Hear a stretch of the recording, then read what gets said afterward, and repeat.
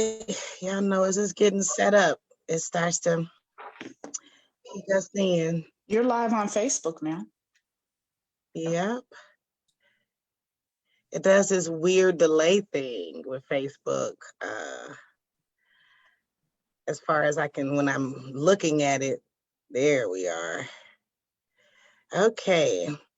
I'm going to actually minimize Facebook as soon as I go to the group, and we're not going to be watching any of that. I'm not going to be watching it. I got to turn my volume down on Facebook, so I have to make sure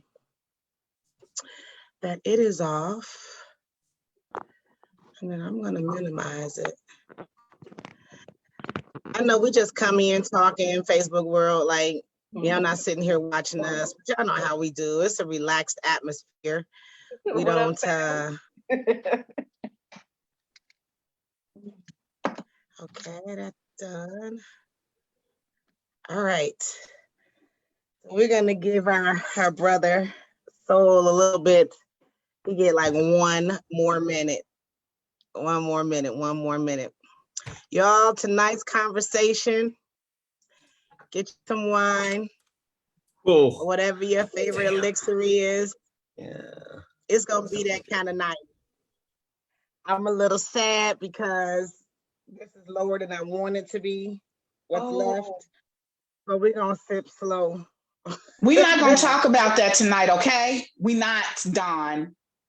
We just going to say one thing. We just going to say stop, drop. That's all we're going to, and we're going to keep going. Turn down, open up, shot. Hey. Oh. There's a rough rider's roll. Listen. And the parent anthem. Y'all going to make me lose my mind. That is the parental anthem. It really is. If I had kids, that would definitely be my parental anthem. Oh, I have 3. I'm on it anytime. Yes. Oh, that is funny. We all feeling it though. I hope this video plays tonight too. I know we having technical difficulties, so our brother Soul is coming into the building, and by the time we get through saying hello to everybody, he should be here. But most of us who are going to be on screen tonight are currently on screen. Now, I tried to get a couple of guests, male guests, to join us because your brother laughed at you. We have 4 very strong-minded, freely expressionable women on this call today. And none of us have a problem saying anything. And the brothers that's here, they're going to hold it down. But I tried to make it even for you, Bailey. I think Soul's trying to skip out on all responsibility because he said 7 exactly. And that's why I'm laughing right now. I'm chuckling because he said exactly, and it's 7:04. And I'm like, yeah, right. Exactly. And I was trying to get some help for you, and nah, it's not gonna be like that, y'all. Nah, y'all know I like this kind of I mean, here's the thing is like what I've been able to discern through all of our discussions thus far since I've been coming on is like the vibe and the frequency is pretty similar across the board. So like, even if I'm really out of my comfort zone, I don't have any like inhibitions, right?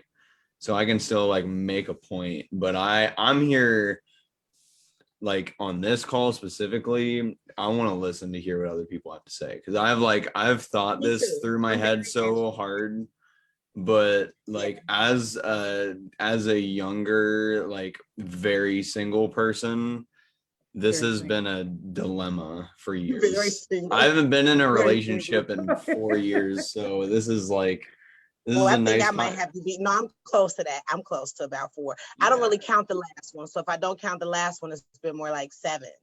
Yeah, but I'll go ahead and count the last one. Since I've been in a committed, serious relationship. But I think the reason that Bailey can feel that way, and all of us feel that way, sort of out of, whether we're in our or out of our comfort zones, that we that we can be transparent and have these conversations, is because we do it in love. And so I'm joking. I always laugh a lot about marriage because it's one of those things, you know. Let me just say, when I asked some brothers to come on, they all looked at me like I had 10 heads, and I felt like I had 10 heads. And I think it's because I think the subjects make men and women feel like, you know, I don't want to be in a combative situation, but this is not what this is. We are going to be talking about the traditional constructs of marriage versus the current perceptions. And in some of that, of course, there are going to be some topics that may be out of your comfort zone. But I encourage you to keep up with us here and post your comments and your feelings and your thoughts about what we think. No one here is a professional. Well, I don't know. Regina, I think, has done marriage counseling or relationship counseling. But we are not, in that regard, in terms of professionalism, we're not attempting to tell you what to think or how to live, as we don't in any of our presentations. So as I said, this evening, the topic is marriage, the tradition versus the current perception. I am Dawn. I will be your lovely hostess this evening. And I have with me Miss T, Mr. Bailey Twizzle. Y'all see that on the screen. My fam is in the building, Natasha, and of course our favorite relationship guru, Miss Regina, who is in the building. I tried to get her husband to come on. He wasn't having it. And here comes Soul. Perfect timing. He said he has to get up too early, Dawn, to be playing with you today. Okay, so we got to get started now. Because it's a lot to cover, I'm going to ask everybody to make their points. And, you know, I'll try to keep us moving along, so that we can make it to the end. And I'm going to have you guys out of here no later than 8:30. Yo. Is sort of where we begin. Why Soul come in looking like the bride of Chucky? Oh, hey, bro. What up, Soul?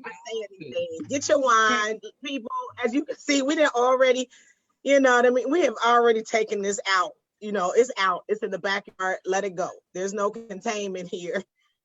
We are getting ready to jump in. So, why are you chewing so big, though? Are you chewing something for real? You know what? This is shop talk. I ain't gotta be professional. I'm in my gym. I agree. I tell everybody all the time, but please, could you make sure that you not talk with food in your mouth? How about let's just try that one. Okay, we're gonna try that, and then all other things, it's a go. It is what it is. So Natasha always comes up with our topics for shop talk. She is sort of taking this thing on and ran with it. And there were 3 different subjects that we could have done this evening, but everybody kind of fell on marriage. And the other 2 you'll hear in the months to come. So welcome. And is my cast ready? What a cast. Ready. Cheers. What a cast. I drank on my wine. Y'all. My wine is in my bloodstream. Oh, T, that coffee mug is sick. Lit, right? Yeah. It was a marriage gift, actually. That's what's up. And it all comes full circle, Nice right? It comes full circle. Yeah, I see what you did. Really? Alrighty. So we are going to start way back. Right now, we're going to take it back. And we're going to talk about the tradition of marriage. So think about your grandparents. For some of us, our parents. Some of us are old enough to have parents would have been.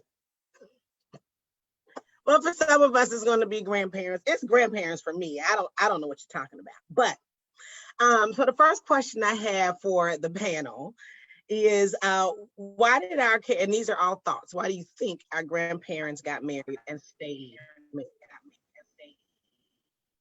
And I'm gonna give y'all a statistic while y'all think about that. In 1948, 70% of all households were married. That is without race, without education, without socioeconomic breakdowns.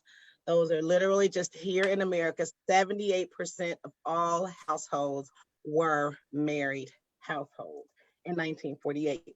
In 2019, and this is going to lead into this first part of the conversation, only 48.2% of all households are married. That's And that crazy. is according to Almost half a decline.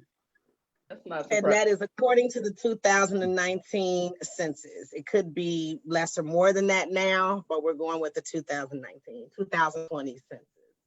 All righty. So why do we think our grandparents got married and stayed married? I got thoughts, but I want to hear you all's first. I think they got married because it was part of the culture. It was just as imperative as finding a job, establishing a family. So it was like as necessary as graduating from high school. Then you meet someone, you go off, either do a trade, and we're talking about their generation, so perhaps you acquired some type of trade, educational background, but you definitely wanted to find a partner to get married to establish this family because that was the culture. That was, like I said, imperative. That was something that you aspired to do. It was part of being an adult. Adults get married, so I think it's just something that was expected within families, within the community, among friends. If we watch some of our old school movies like Coolie High, it was always about finding the right girl, Right. and let not one of them fall in love. That's gonna be my wife, man. That's gonna be my wife, man. I love her. They had movies like Sparkle, even though, she had to come of age and then he took her to get married, and, what I'm saying? It was different scenarios of how life went. Yeah, I agree. I think expected. I think that was a key word that you said. I think it was expected. I think for a lot of people, aside from being expected, sort of the culture was a culture of security, right? And so marriage also offered a level of security for people. You had somebody in this world to kind of, go through the ups and downs with. And then of course, I think when you talk about expectation, that expectation came from a religious obligation. In most communities, I don't think that is Baptist or Methodist or Catholic. I think it's all of those. I think it was definitely by the community because of religious expectations, religious obligations. Like Italian? And I think it was about, well, yeah, I mean, it depends because most of them are Irish. I mean, are Catholic, not Irish, but most of them are Catholic, right? So I think across all religions, I think it was an expectation, unless you took a vow of celibacy. And, other than that, you're expected to grow up, and for women, wait for a husband to make you an honest woman. Right. And for men, it was find a wife. That's some interesting shit I just said in there, but we're gonna let that fly out and go on and give it back. And I believe back then it was contingent on childbearing. So, it was still taboo for unwed women to have children. So, it was the pressure of continuing generations or lineage or the bloodline or the namesake, not only were we conditioned to wait to be chosen, but we needed to do that in a timely manner because we have to start this family. We have to start popping out these babies, the And just right not way. get busy. We trying to Your release. We sound ain't is a trying to little wait. off. So, huh? Y'all hear me? Oh, what'd you Yeah. say? I said also on the men's side, we trying to release. We gotta get busy. We gotta get the act of. We ain't necessarily worried about the kids. We just want to release. Get in. I mean, but that kind of falls in line because, Dawn, before you go down that rabbit hole, can I say one more thing before you address soul's carnality, please? You're just a nasty little boy. I think you're welcome, honey. I still love you. I think another reason why, historically speaking, from our cultural standpoint, I think marriage was important for security and safety, because far too often coming up during a time of slavery, the woman was left uncovered. And by uncovered, I meant the men were taken out of the homes. So now, during that time of my grandparents, your grandparents, the man being in the house offered the security that had not existed before. It offered the security of, there is a man who's going to answer this door, whose shoes you're going to see when you walk in, to be there to protect me so no one else is ever going to violate me again. Now, we can certainly, as this conversation goes on, talk about how that was betrayed, but the initiation of it, the conception of it, is part of it is security. And in our culture in this country, I don't think it was as much about religion as it was security and protection. That's what I was going to say. Talking Go about ahead. it, I thought you were talking about Reconstruction, though. I don't know if slave men weren't taken out of the homes. Their role was removed. They were there. They got to be in the home, but they were taken out because they was hanging from trees. No, not all of them. They got to live. They was taken out because, and when I say taken out, Don, I don't mean physically. I don't just mean physically. I don't just mean physically taken out. Yeah, I don't just mean physically taken out. Allowed to be the men in their homes, and they didn't have the authority to protect. So I agree with that. They didn't have the authority to protect the women. But Bailey, you were gonna say something. I'm not gonna. Well, before you go on the rabbit hole, I wanted to expound on what Regina was saying. I was actually, like, the initial thought that I had when you asked us, like, why we thought our grandparents may have decided to get married when they did, or just at all, is certainly for a sense of security, not just financially, but emotionally and maybe mentally, because mental health was we had a very tenuous grasp on mental health, even less than 100 years ago. I mean, especially right before the 50s, like when science really started booming and like research started happening with the brain, and like experiments and research started to be carried out, we really were able to just draw inferences on what happens in the mind based on like animal behavior.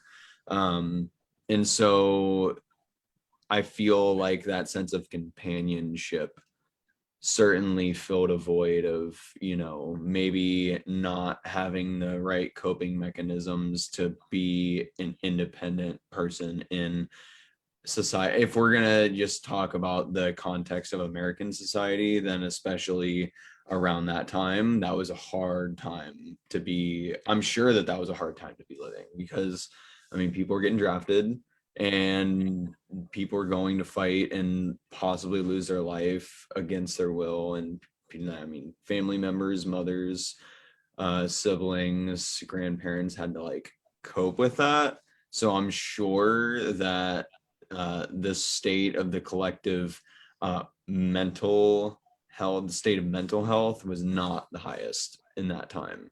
And so I don't think they thought about it that far.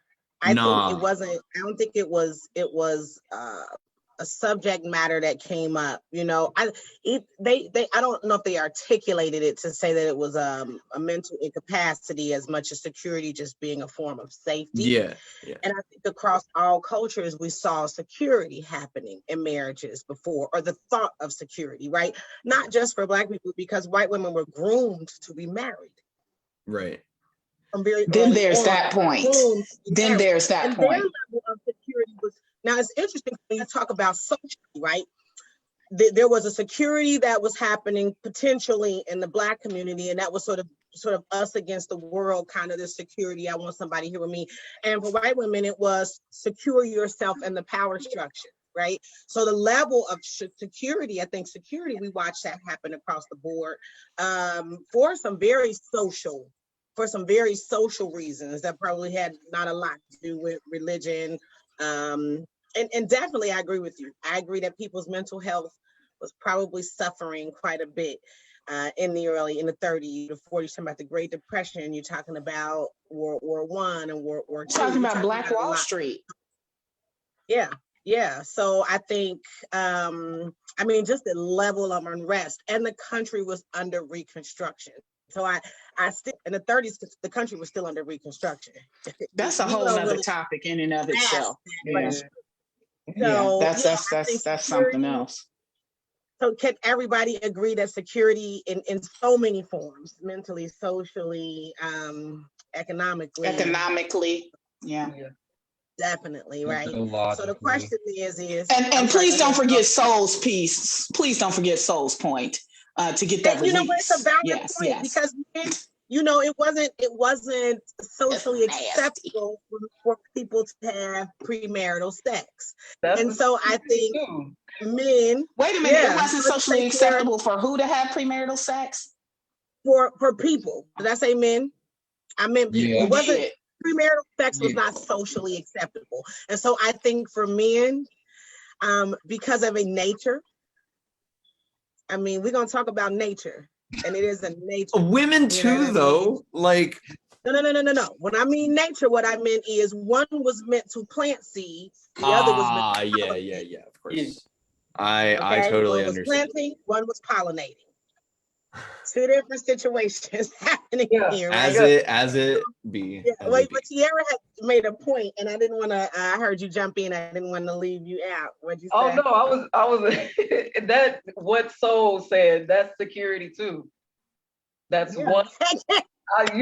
Without saying too much, that's guaranteed. All y'all thinking about is protecting the nut. I'm through with y'all. It's true. You know what I mean? If you want to plant your seed in someone who you think is a mother, and not, that's where we are today. We ain't going there, but I'm just saying that's where we got. So if we understand that security and all those things were a part of the reason why our grandparents got married, first I'm going to ask, why don't we? Is security, all those things not important anymore? And did the traditional marriage construct work for our grandparents' generation? So first, why don't we? Are those things not valid anymore? Well, why don't we marry?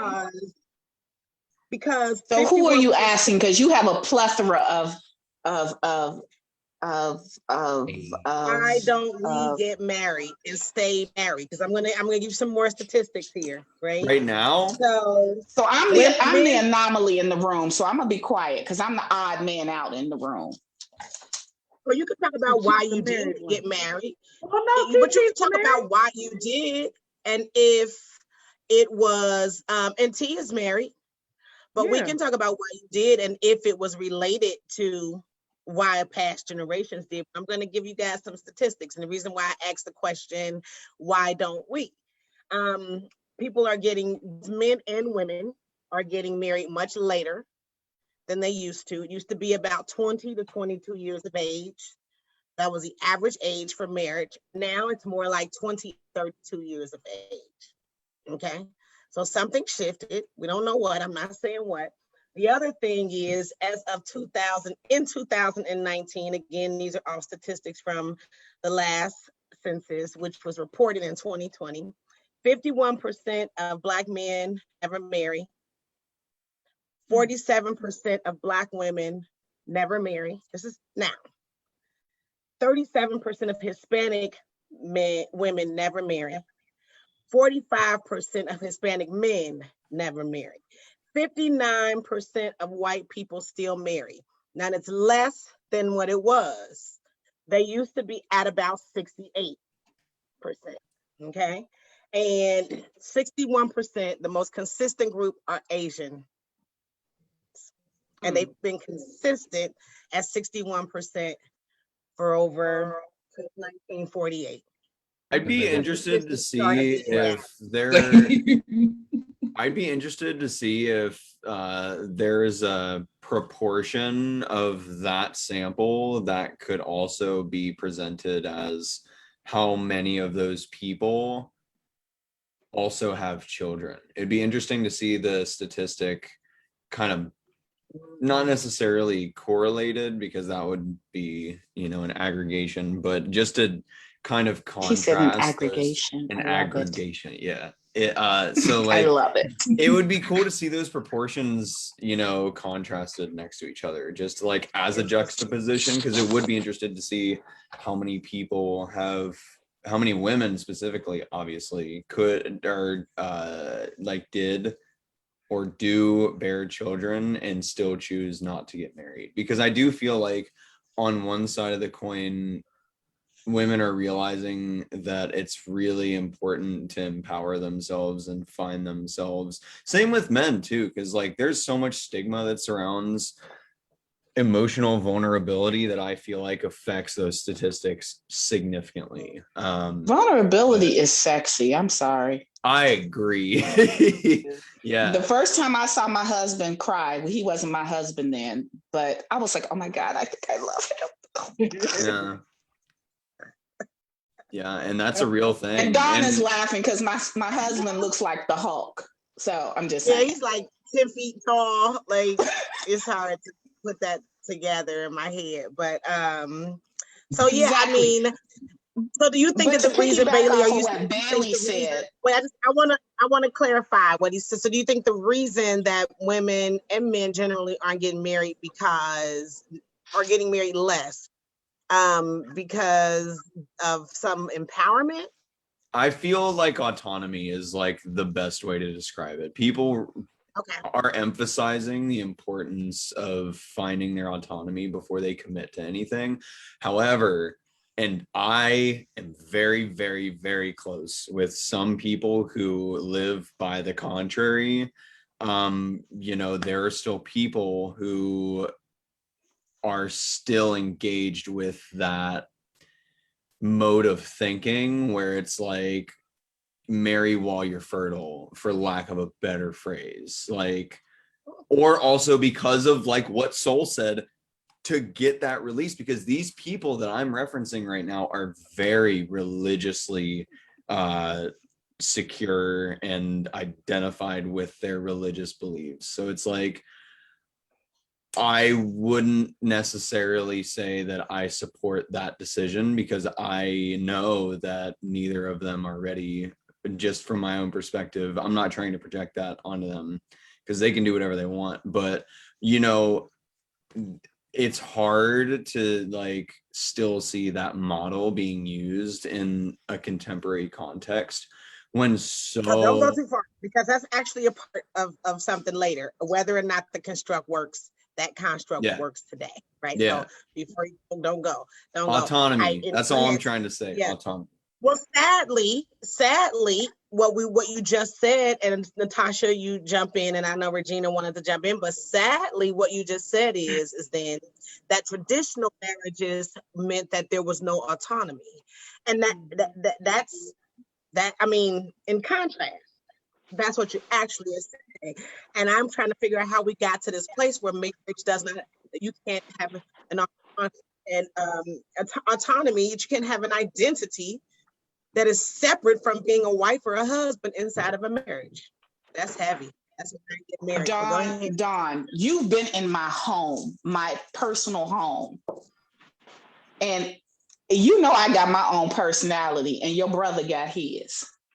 And what do you always say every time you see us interact? What do you always say to me? I don't know. You Too much. you Y'all cute. you do. Yeah, cute. They are. They No, work really well together. I don't know if that happens everywhere. Well, that's why I wanted to say I'm the outlier. And this is why. Because I was 29 when I got married. I didn't have my first child until I was 31. Okay. And so, good, bad, or indifferent, I think because of the nature of where we went to school, Don, and my drive and my passion and my just kept me from doing that. But I wanted to break down some statistics that you gave and my answer to those. And I want to start with the Asians, because each of these demographics you gave are in where they are for different reasons. Asians have been consistent and culturally married at a 61% rate because they are so culture is everything to them above anything else. Above anything else. They would rather die and kill themselves than to go against something in their culture. So 61%, they're gonna let their parents pick their spouses. They're gonna keep that money in that money. And I think if we broke it down even more, I think you might see that among Jewish people as well. Because they keep it in the community. They keep the wealth, they keep the affluence. Not that they're not broke, poor people in those communities, but I'm saying that they keep it there. I think Caucasian people have fallen off for a couple of reasons. One, the paradigm that the great white man is always right and the best thing ever is beginning to glimmer in the face of some people who have been put out there who are less than, I don't know what word to use, but white women, as you stated earlier, when they're born, the minute they're born, they are groomed to be wives. They're not groomed for survival like a Black woman is. They're not groomed for submission like an Asian woman is. They're groomed to be wives. Now, don't get me wrong, those three things should work conjointly, but they don't always. As far as the Black community is concerned, Black women historically speaking, just follow me real quick and then I'm gonna shut up and I'm gonna turn off my camera and my mic. Black women have watched the Black man being drugged out of his home, being hung from a tree, or being bucked out to the slave masters. So then we fast forward a little bit to the civil rights movement, and we see them speaking loud and not being heard. And at the same time the civil rights movement was being done, right before that, at the end of World War II, welfare came into place. So then Uncle Sam became the head of her household, because now the government is doing for her what the Black man can't do. So if the government is doing for her what the Black man can't do, why do I need a Black man other than to get, in Soul's words, that release? So now the Black man has become almost impotent to us. And we don't understand that he is the seat of the humanity. Marriage is a choice. I think that What? Hold on, you ain't let me finish. You ain't let me finish. You ain't let the married woman finish. You ain't let the married woman finish. You ain't let the married woman finish. You ain't let me finish. Let me finish. It is absolutely a choice. But the purpose of marriage, the institution of marriage, first of all, was never, ever based on love. The institution of marriage was based on affluence and wealth. Oh. Period. Period. I don't disagree with that. Period. But you ain't let me finish. So that's the point I was getting to. So when you begin to talk about why marriages are falling apart, because love ain't got nothing to do with it if you want the truth. Because you know, if he hit the right spot or she lick it the right way, you gonna fall in love. Yeah, I said what I said, Tiara, and I ain't taking it back.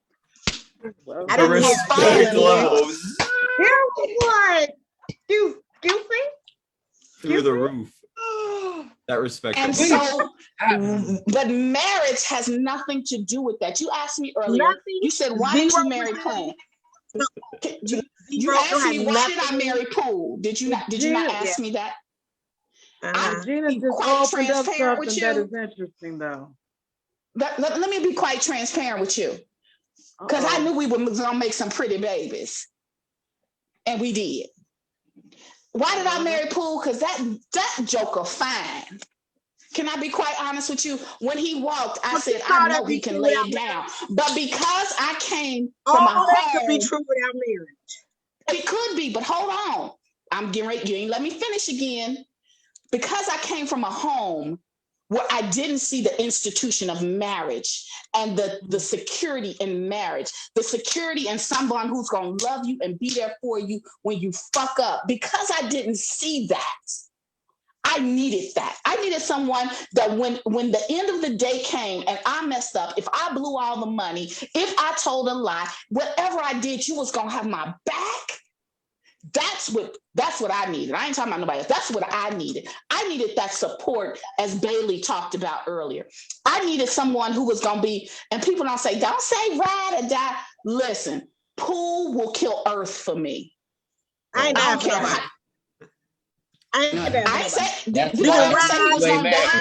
I never said he was going to die, Don. We can burn Don, I this never said he was going to die. and then I'm You out. didn't listen to what I said. Ain't dying. You I ain't didn't dying. listen to what I said, Don. You didn't listen to what I said. I said he would kill Earth for me. I never said he was going to die. I never implied any monicum of weakness to him because there is none. Okay, that's not what I was saying at all. But Natasha, you were saying about a point was being made in terms of what? The slavery point? And Sierra, I want to make sure you get a chance to jump in the here. point of love not having anything to do with marriage. Just to rewind back to the specific question, does traditionalism that worked for our parents and grandparents, the reasonings behind are they still applicable today? I think so. I think we do marry for security today. One of the questions that I think generations present and past ask about the mate, what can they bring to the table? A lot of the women, as far as security, because of the times and that we weren't as liberated as we are today, the security part is I have to marry a man who, one, is going to work, two, he's going to have a job with some benefits and long-term, provision. That's what, and how affluent he was in the community, or did he come from a good family? I think to a certain extent demographically, depending on the demographic and the socioeconomic demographic at that, we do still share. If you're a successful woman or you are a business woman, you want an equal partner because you bring so much to the table. You require that same thing for your mate. Now, does everybody now marry for that reason? No. I think people marry for security, financial security, because of the lack that they have. I think religion still plays a big part in why people get married. I think what Regina pointed out, talking about having something that you didn't see, that how important that was, being what you needed when, like, say for instance, as a child, she's saying, I didn't see marriage in my household and I needed to see that. Or I have friends that had that and I felt that void of not seeing that mother and father in that kind of relationship that should have been the mirror image for me to go out and find a mate. Then I want to do that, because if I have children, I want to give them what I didn't have. I think it's a variant, past and present, but I think the intent was, yes, security. Do I think love has nothing to do with it? I think sometimes it is not as strong, that it is absent, but I think it's essential. Because if we always refer to the scripture and it talks about what love is, and for sustenance of a relationship, that patience, that temperance, that endurance, all those things that accompanied or a characteristic or a byproduct of love. Love brings out that I'm going to be patient with you. Love brings out, if you're in a fault, I'm going to forgive you. Love brings out that compassion. I might not understand you, but I'm going to be empathetic to your plight as a man, or I'm going to be empathetic to your plight as a woman.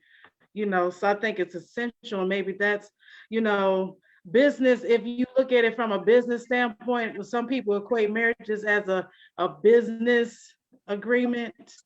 Some people equate marriage just as, it's different. We're going to get into the conversation of the differences in marriage. I often think, what does marriage mean to each individual? And we don't actually have that conversation. Like, when you say marriage, what comes to mind when you say marriage? Because some people are just looking at, well, marriage, that means I have a wife or I have a husband. They don't always look at the legality behind it. They don't always look at if you're a spiritual person, the covenant that you establish with that person. They don't always look at, all these elements that involve marriage. So I think that conversation needs to be had when you're dating, because everybody has a different viewpoint. Everybody have different expectations. And if you're not on the same page, I think that's what causes the divisiveness in the relationship, because you were never on the same page. You never had the same viewpoint of what a marriage was. Yeah. Absolutely. But you're talking about in the right. And that's interesting that you say that. That's interesting that you say that, Tasha. Wait a minute. Tiara wanted to say something. I want to give her a chance to say something because she said nothing. Thank you. I never agreed with marriage. Like I didn't want to get married at first because I didn't see the point. I feel like, as far as my wife right now, like I already knew she was my wife when we started dating. So, I already came in knowing, and just the fact that the thing that really gave us a boost on agreeing to go ahead and get married, because we had this discussion. You know what I'm saying? Why don't you want to get married? I do want to get married. So what can we do about this? So that we're both, fulfilled in this. And so we agree, like I don't want a traditional marriage, like at all. I did not want a traditional marriage. And as far as the guidelines or whatever that comes with marriage and all of these agreements that we were raised up on, like I didn't want any of that. I wanted it to be whatever we made it to be. And that would be it. You know what I'm saying? Like, as far as love, traveling through love, like the reason why we went there is because of love. And that doesn't mean that love will keep two people together. You know what I'm saying? But, that's a good point. That's very good. To say that love doesn't have anything to do with marriage, y'all can keep that. That sounds horrible. I mean, that just sounds horrible. It sounds horrible, except if you look at it from a biblical standpoint. Well, and then, so when I made that statement, hold on. When I made that statement, I was speaking to those of us who are in the church and who have this idea of what marriage is. And when you look at every single story in the Bible that talks about marriage pre the coming of Jesus, it had nothing to do with love. It had to do with the fact that your daddy had enough money for you to buy me from my daddy. Agreed. So that's the basis I was talking about. Do I love Poole? Listen. You would think I was his size when it comes to him. Yes, I love him. But we're talking about, your question was the basis of marriage. And so I answered. My question actually was, why don't we? Everything you said, Natasha, is legitimate.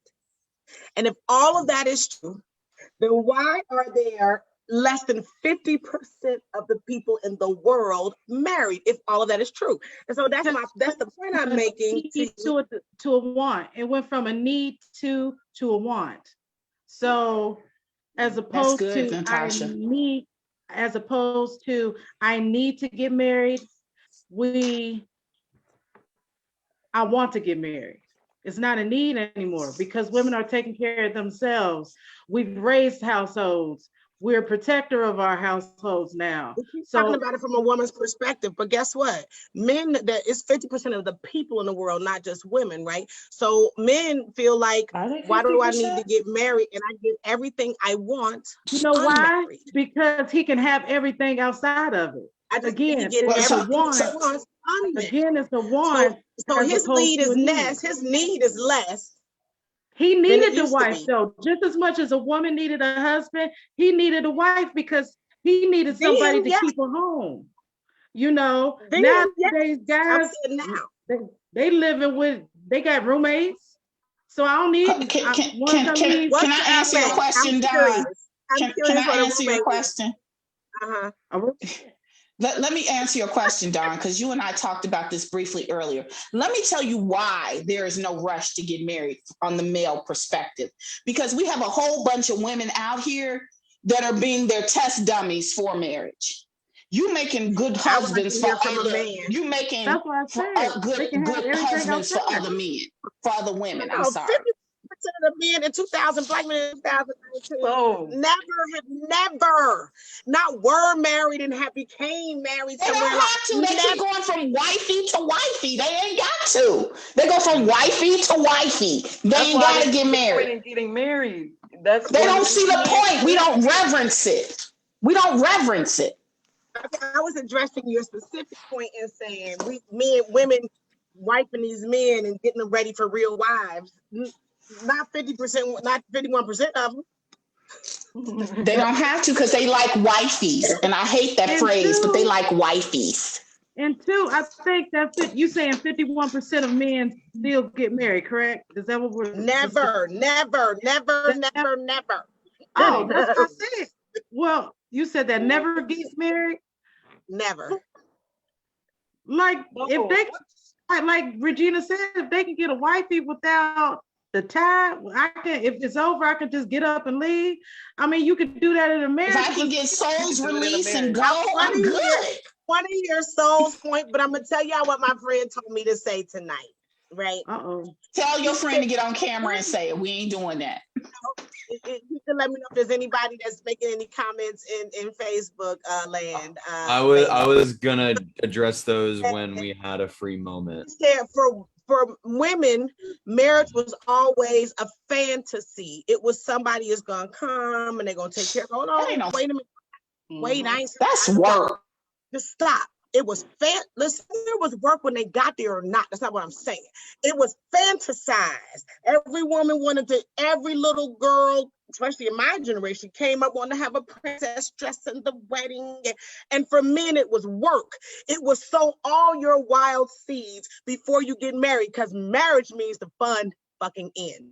That is what I'm telling you is a perception. Right or wrong, I'm telling you that men, the 51% of the men they said, I ain't doing all that goddamn work. Because it's all work for us and it's all fantasy for them. And we live through it because we still say stuff like happy wife, happy life. And we believe that shit. We believe it. We believe it. And we feed into it. And we walk around here like his happiness don't mean a goddamn thing. And if he ain't paying all the bills, he ain't even a real provider. I mean, what I'm saying is why not now? And those are the reasons from the information I collected from people as to why the not now. Because autonomy can happen. Autonomy happened where women were, you're talking about through the 40s and 50s, where you had people like Diane Carroll, and you don't believe they had autonomy in their marriages? Absolutely, they were the superstars. Absolutely, they did. You know what I mean? So insecurity, all those bullshit. I don't think there was autonomy in their marriages. I think that the people that they messed with had just as much to lose, so they kept their fucking mouth shut. Because you attach yourself to somebody is the reason that people aren't getting married to. Mm-hmm. It's the reason I don't get married, because the thing that I have to mold myself into something else as opposed to fully be accepted for who I am. I ain't having it, and I don't want it. Keeping it. In I this hear from Soul. Okay. Yeah. What did Soul have to say? I don't know. He had his hand. You know how Soul. So patient. Soul is so patient. He was like, I'll wait. That's how my goddaughter, she'd be like, I'll He wait. was trying to say why men don't get married. I think when Regina was making her point, that's when he raised his hand. So talk to us, Soul brother number one. First of all, I'm gonna make a sacrifice. Bailey, would you read in the comments, because we have some brothers in the chats that had some come on now. response. Can you please read those responses to Facebook? Thank you And then very I'm much. gonna say what I need to say. Cool. So before we lead into I guess the next iteration of the discussion, so Cole Black was saying that the traditional moral concept of marriage has changed over time. The creation of the state-sanctioned marriage certificate has completely devalued the spiritual significance, which I think is a very important thing to talk about, because it's like a lot of people are getting. Read it again for me, Bailey. So the traditional moral concept of marriage has changed. So the morality that underlies the motivations and intentions when getting married, at least that's what I interpret that as. And then the creation of the state sanctioned marriage certificate has completely devalued the spiritual significance. And then there is also an elaboration. There's also an elaboration where it says less Black people get married because the state encourages the separation of the man from the home, financial rewards for fatherless households, like we were talking about. I hate to say this. I know this is not going to be a popular opinion, but I think that's an excuse. Because all that said and done, he could still be there. People could still make the conscious choice to do it, period. 2 incomes in a household is better than anything the government. I mean, we got 85% of the country is living below the poverty guidelines, so that shit's not working. That shit's not working. Ladies, if that's what you hold out for, stop being stupid. It's not working. You're poor. I'm being very honest right now. So I think that we can continue to say those things. We'll continue to get what we get, right? I'm not discounting history, and I'm not discounting the welfare system, but let's be clear. Most of the people on welfare are white people. Simply by numbers alone, we're 13% of the country. It makes zero sense for them. And they're married. The statistic says 59% of them get married, poor or not. Government assistance or not. It is choice. And you can make the choice to not, or you can. So something happened with the consciousness of marriage. All the other construction I'm talking about, I get, but welfare ain't never brought more money in the home than a working man. Never. Anu said, preach wisdom, because that mess helps no one. It helps zero. My dad worked his tail off. And let me tell you something. My parents were divorced by the time that I was 2 years old. Why? Because they were married when they were 17. Why were they married when they were 17? Because the construct said they had to be. They were unprepared to be married at 17 years old. And they were best friends growing up. They knew each other the time they came out the womb. Okay? My dad never left my mother. He took good care of her. It was his choice. It was his choice. Marriage, he didn't do it. Even after divorce, he was remarried. It was clear to his new wife that my mother was his best friend. And if she had, then we had, period. And it never changed. It was a choice. Wow. So something happened in the choice. Wow, that's the choice. And I'm grateful. He was a Superman to me. So, you know. So what's up? So go ahead, my brother. Go ahead. We just one comment from Mr. Kenneth Reddick. Hey, Ken. Are you gonna read it? Oh, I was letting him be the moderator. All right. If you see it, read it. Kenneth, no, we're good. So Kenneth makes a statement responding to the reasons as to why marriage has changed over time. Selfishness. At least this is what I can infer from what we were talking about. So selfishness has played a role into why the traditional sanctioned, the sanctum of marriage has changed. And then rather play a house than make a home, as well as lust is promoted more than love, which I certainly agree with, I especially on a totally agree. societal level, The easier 100%. sex got, the Yeah. harder love became. I agree with that. And that definitely intertwines with what we were talking about earlier, in regards to,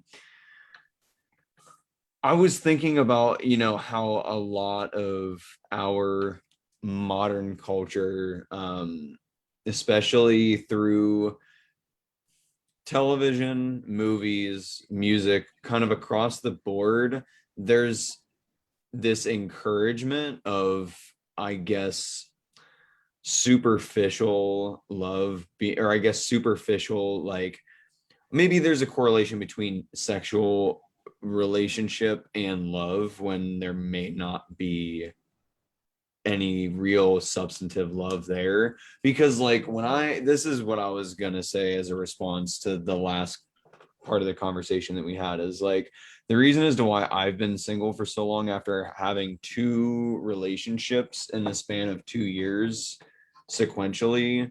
I thought to myself, I'm not going to settle for anything less than a true partner. And I feel like that's a huge thing that, especially not just younger people, I'm not trying to generalize just younger people. I'm definitely saying that like the common consensus that we're coming to here in modernity is that finding somebody who will truly support you and who will be there to, like Regina said, like kill earth for you, like that's important. I mean, for me personally, that's the goal. That's like the goal, is to find that person that's irrefutably like, okay, I know that like they would be compatible before we even engaged in a relationship. And like being able to gauge that and understand the criteria that one has to fit to like fit that role takes a long time. Like it certainly is an ongoing process for me. But I mean, after 4 years, I've certainly come to a conclusion that I could discern with confidence that person if they were in front of me. And I'm not saying that those people don't exist, but they're very few and far between. Cool. So you deferred. I just want to make sure you didn't have any. Yes, I do. Okay. I'll just wait until the smoke clear. That's all. No smoke. You know what? I have the floor. Anyways, what you heard most of this time, I found was very interesting while listening. And though I agree with everybody in different levels, what I was witnessing was a group of women arguing about what a man feels. And You see, I was going to ask Blueface. I was going to ask him, how do you feel about these infers or how we feel throughout the years? Because I'm gonna speak for men in general in this country as far as weddings, marriage goes. The foundation is crippling under us. So when you ask generations younger, there's the people that believe in traditional marriage, some not marriage, and a mix of both. But I do believe in the white households, this generation, a generation before them, they're just liking what they saw with marriage because they realized marriage was a business contract. It wasn't about love. And they realized that getting married very young, when they didn't even know themselves, had an effect on children. For us in the Black community, yes, we was trying to find safety in any and everything. So when it comes to marriage, it was all the things you described, but another thing that brought to me was dignity and respect. The problem with that is we didn't know the full grasp of for the majority of part, what dignity and respect meant to us as Black people in a world that took that from us every day and day out. So when I looked at marriage from my personal point of view, my mother was married once, happily married. It ended tragically. My father and my sister, who were not married, but she maintained a close relationship with, shaped how I viewed relationships, marriage, and as a partner in general.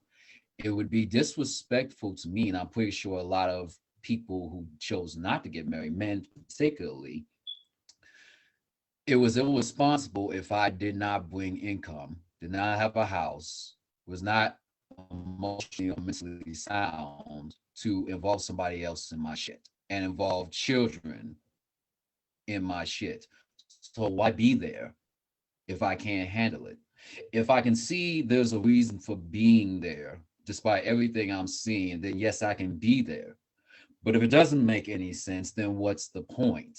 And you have now, I would say people are less wanting to because it goes back to the statement, we haven't fully healed from the trauma that we have yet to be rehabilitated by. We are self-rehabilitating.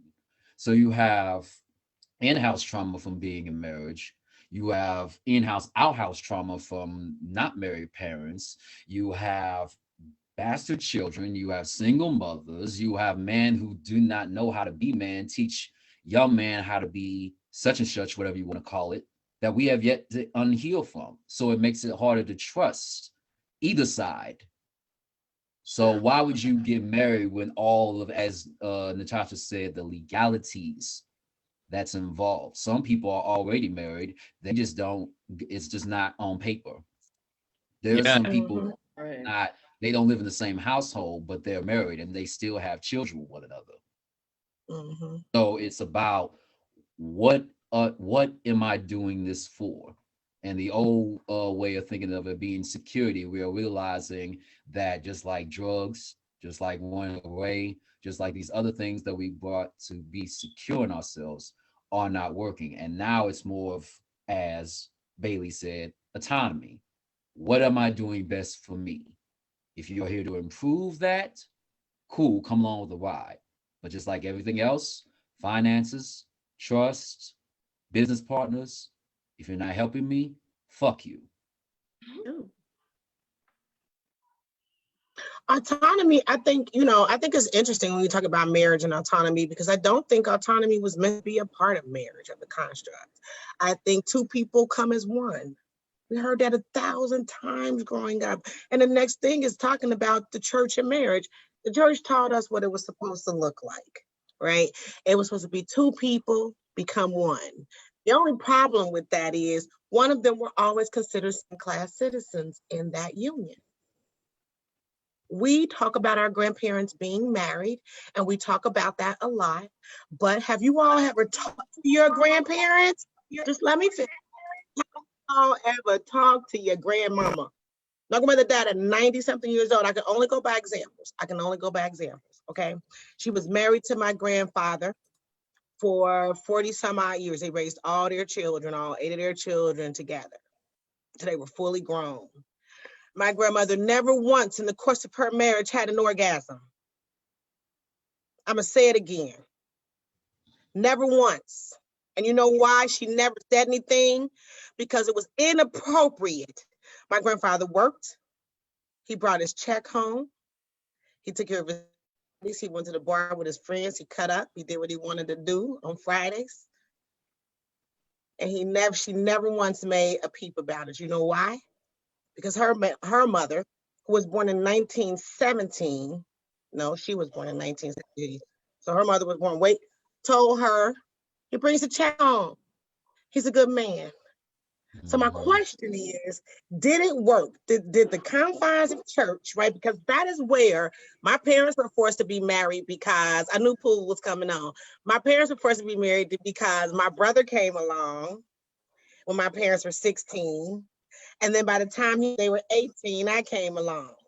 And they were told they had to be married, period. No questions, no guidelines, just be married.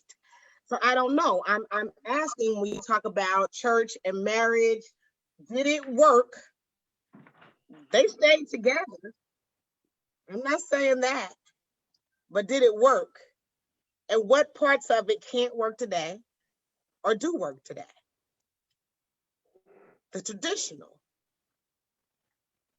construct.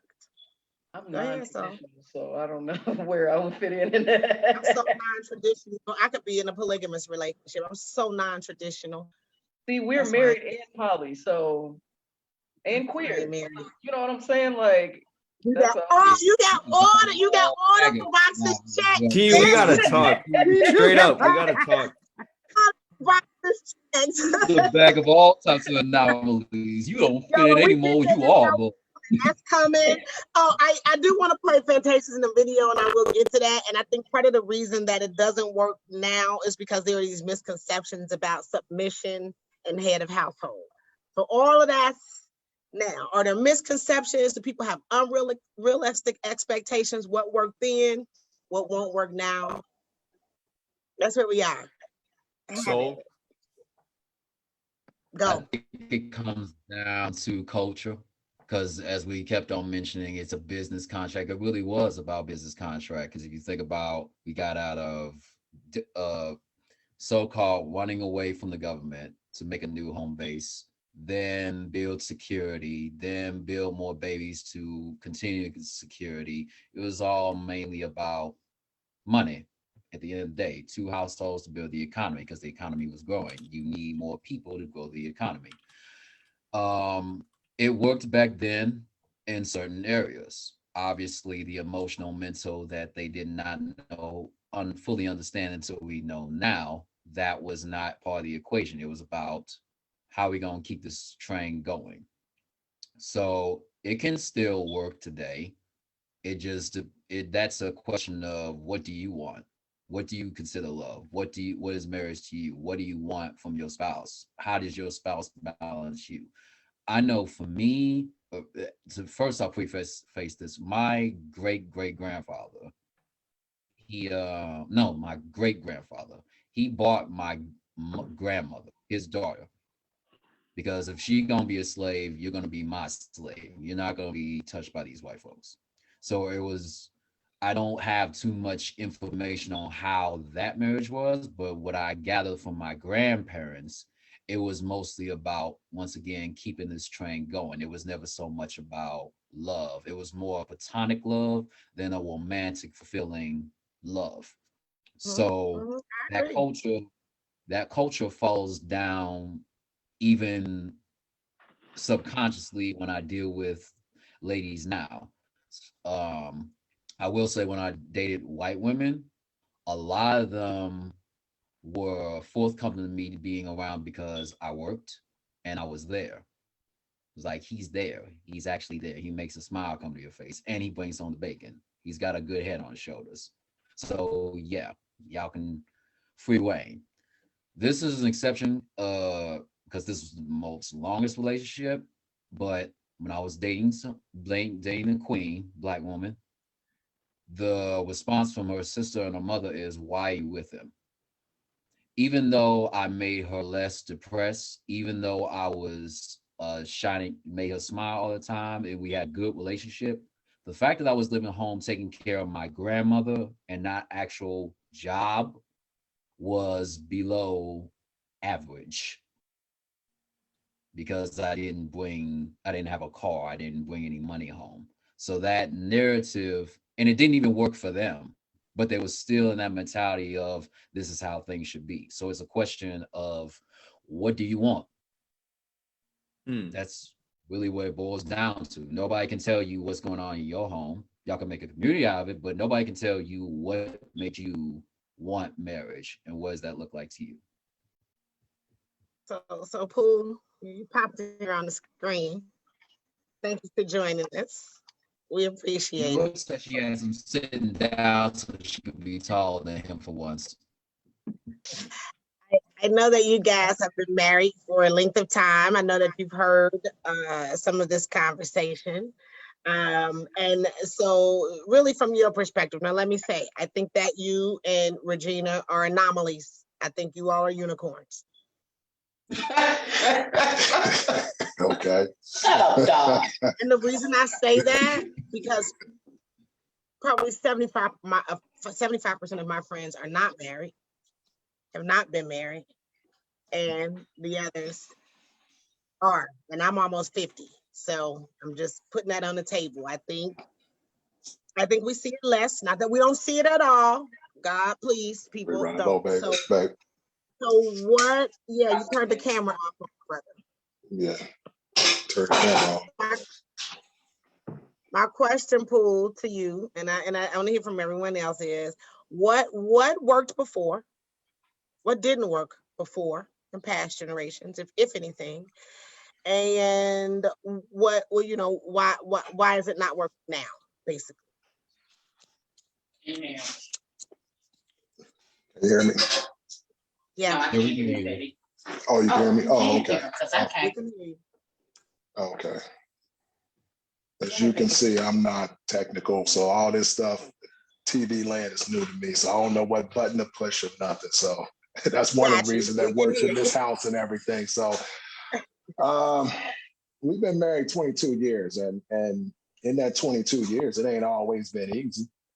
You know, we've had rough moments, you know, as do all marriages, as do all relationships. You know, I think one of the things in relationships that people need to understand is that in the beginning, the very thing that you did to try to excite him or try to excite her, you got to continue that.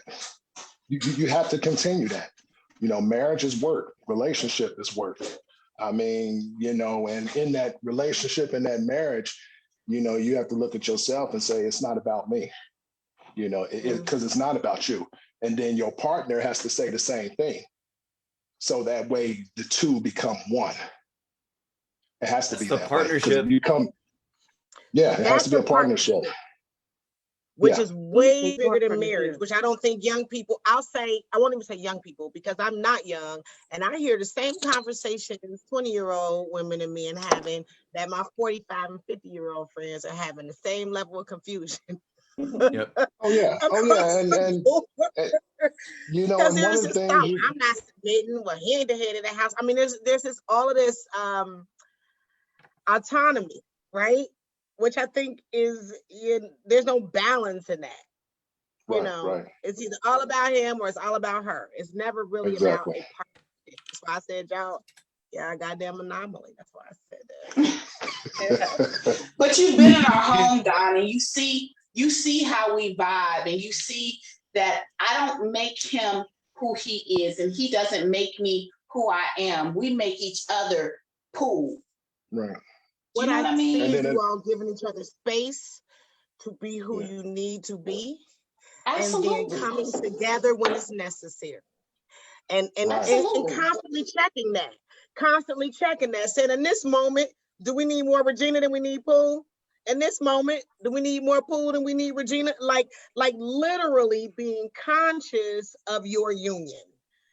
That is mindful of your union. Tiara, would you say that you all share the same kind of thought patterns around? Absolutely. It's necessary, whether it's a relationship or marriage, it's the same thing. I think marriage is something that was pushed on people, but that's a different story. But like with marriage, the way that we are that we are making it through is because of the mindfulness and tapping in and growing individually, healing individually, working on ourselves individually, and bringing that love that we have for ourselves into the relationship together. You know what I'm saying? And being mindful of what she's going through, you know, her healing process, her triggers, just being mindful of each other's growth and healing process and energy, and bringing that as a whole. Sometimes it's going to be 30 and 70. And you kind of have to deal with that. You have to be that, you know, that 70% for your 30% when your partner just ain't got the spoons for it on that day or that moment. Yeah. Do you all think that people have unrealistic expectations of marriage today? Yep. And I after Natasha says her piece. That was a total consensus. No conflict up in that piece. What makes it unrealistic? I know you were going to say something before we get there, Natasha. Go ahead. before we move forward, I just wanted to go back to the whole need versus want, and also touch on the fact that people stayed married because they didn't know anything else. We're living in the age of information, and you could get to know anything about anybody anywhere at all times, and we have more choices, you know, when it comes to relationships. Back then they had one ideology when it came to marriage. Today we have multiple ideologies when it comes to marriage. So people, like you said, Don, is people have choices. They have choices now. They have choices that they didn't have back then because they didn't know anything else. The internet. We create from day to day our own lanes. You know, today, you know what I mean? Somebody woke up one day and said, I mean, and really, even with that polyculture, that's not new. Like there were places in the world that practiced that for generations, for centuries. So that's not new, but culturally in our modern day, it's more adapted versus it being just a part of the world. It's more broadly accepted. But that too plays a part. Like, for instance, I know someone that's getting married today, and the response of the family was, well, I mean, if it don't work out, just like, you know, they divorced once, they'll divorce again. Like, it's no big deal. Like back then, divorce was not an option. You was gonna honor that vow till death do you part. Even if the husband had an extra family on the side and you didn't know about it till the funeral, he still kept that main home and took care of that side home because nobody was leaving nobody. Nobody was. I think we've made it too easy. I think we've made it too easy to not be accountable. Yeah. I think we've made it way too easy, and we have usurped the man-written law above the way it's supposed to be, whether it's polygamous, whether it's however you're in a relationship. I think we've made it too easy to get an out. We've bred a generation and a culture of people who don't own their shit, period. But is it easy to get out? I mean, it's some non-marriage relationships that ain't easy to get out of because there's a I think that's another conversation, because those non marriage relationships have a couple of other dynamics that marriage relationships may or may not have. But a lot of those non-marriage relationships that you want to get out of, that you can't get out of, are unhealthy. Not that I'm saying all marriages are healthy. Please let me preface it by saying that. But I'm saying there's another dynamic working that we're not discussing today. That's a topic for another. And Tasha, I want to see you put that. I want to see you put on the emotional, physical, financial, spiritual abuse. I'd like to see that in a future conversation. Absolutely. So we actually just got a really, really good comment that supplements this discussion. And it's from Cora Hamilton that says, some men and women lack the skills of conflict resolution. Amen to that, because that will make or break a relationship, period. Absolutely. If you're not able to work then you're not in a relationship. Any relationship, marriage or not, any relationship, agreed.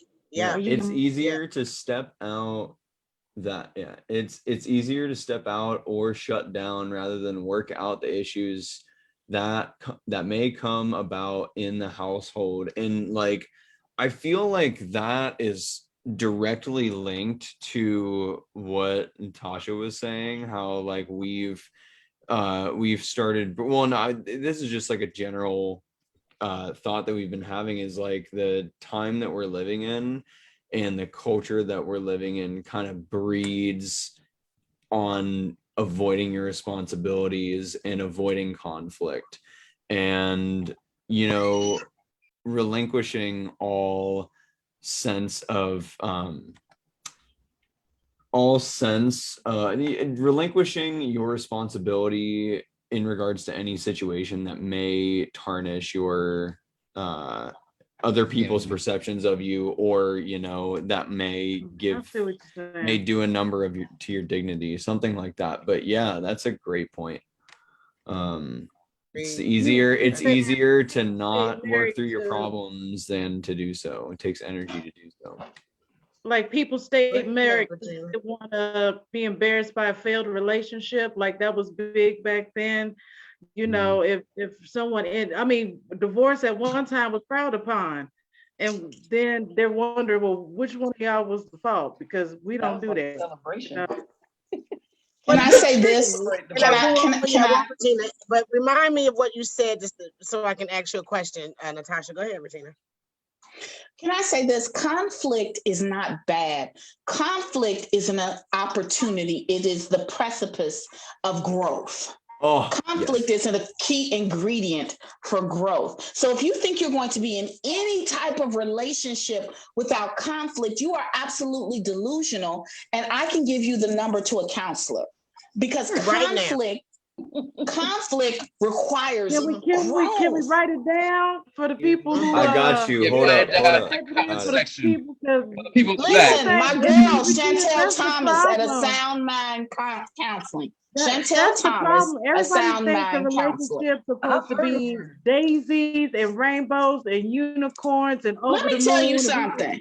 Did you see the Joker? Hold on. But it's this whole misbelief that somebody's supposed to make you happy.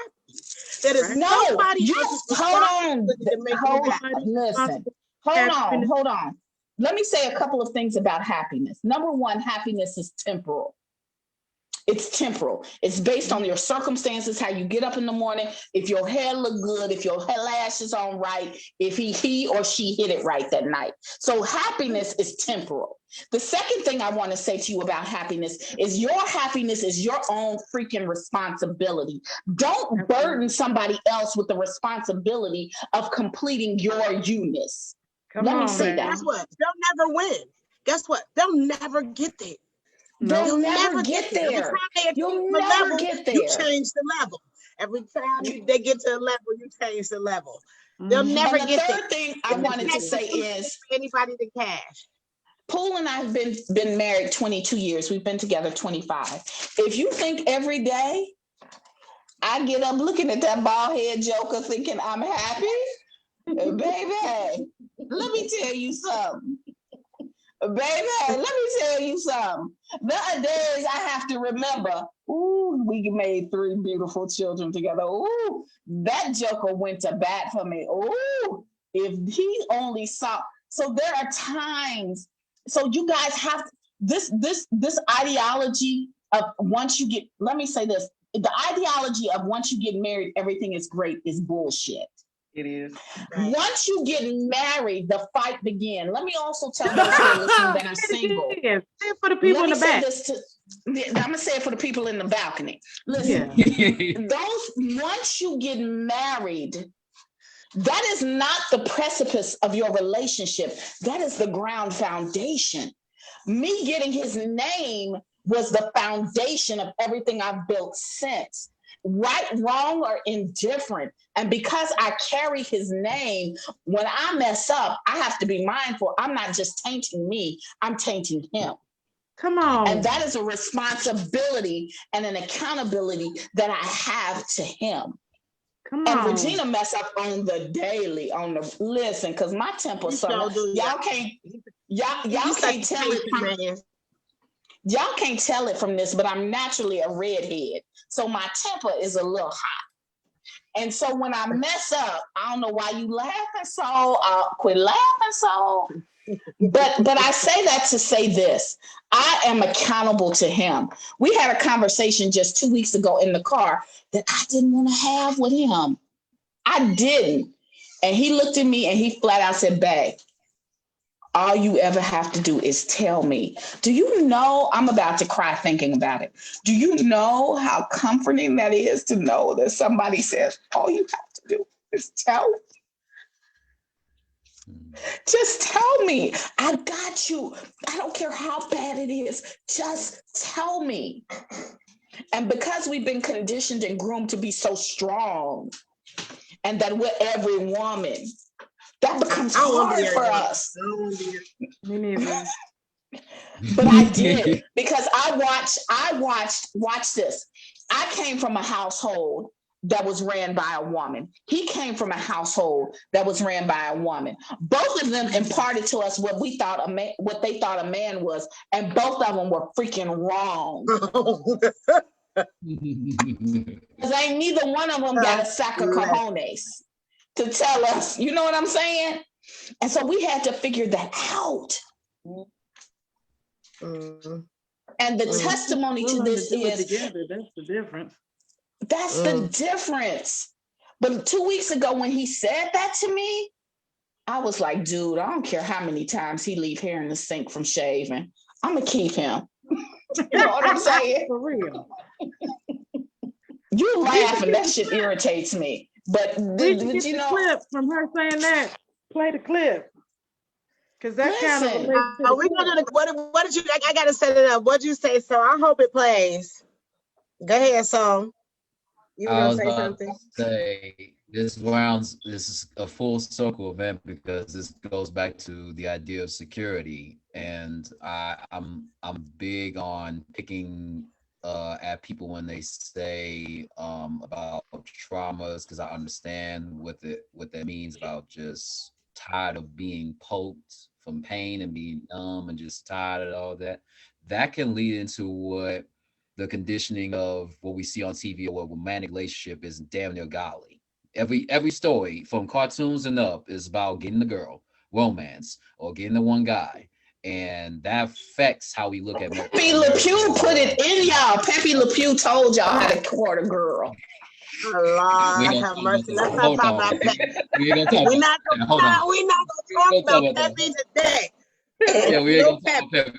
Leave my homie alone. But anyways, as I was saying, I relate this. I'm gonna use myself as an object. Some might say this is as me being weak. Some might say this is me being strong. But I'm just gonna preface this. The relationship I mentioned with the mother and the sister, how they looked at me, it was my longest relationship. It was about 3 years, and it was gearing towards a sense of marriage. But our ideas of what marriage was convoluted by past things that we was trying to run away from. And so it came down to a situation where it was a conversation where she was telling me what I was doing and I didn't realize it.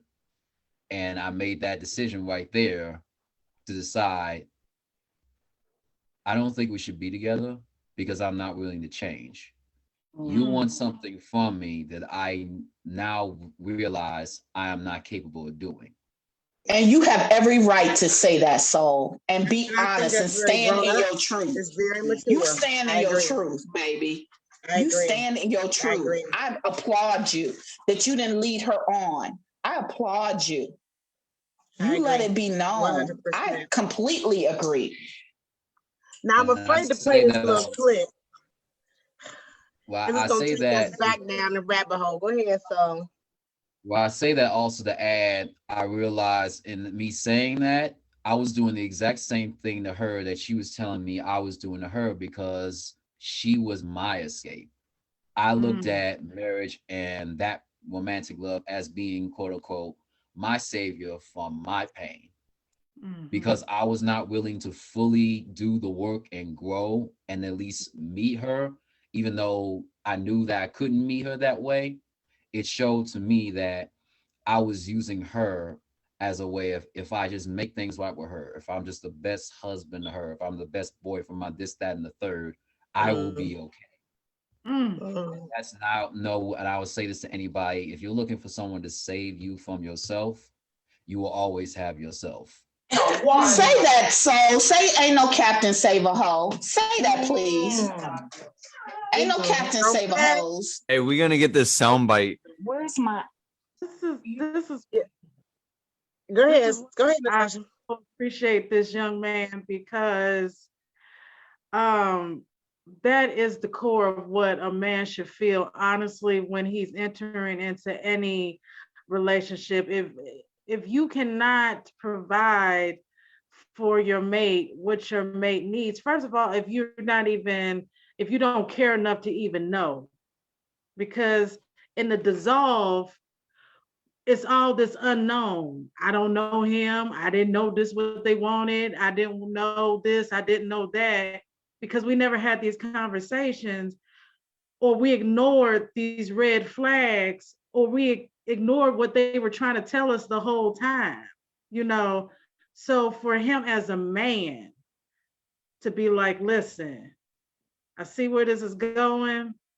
I see what you're saying. I see what you need. I can't provide it. Like Regina said, that is the greatest gift. No matter how much it hurts, no matter how bad you feel for having to do it, you gave her the greatest gift because you did not waste her time. And do you think most people know? Right. So I think that was interesting for you to know, right? To know who you were, and to know that your language and her language was not going to be able to communicate. And to be honest, to say, I don't think that I can learn her language. I think that's fair. Exactly. Don, will you talk about love languages real quick? Talk about love languages. I think it's important. We'll talk about love languages. But I think when we talk about I think that's an anomaly. So because while we say no Captain Save a Hose, there's no Captain Save a nobody.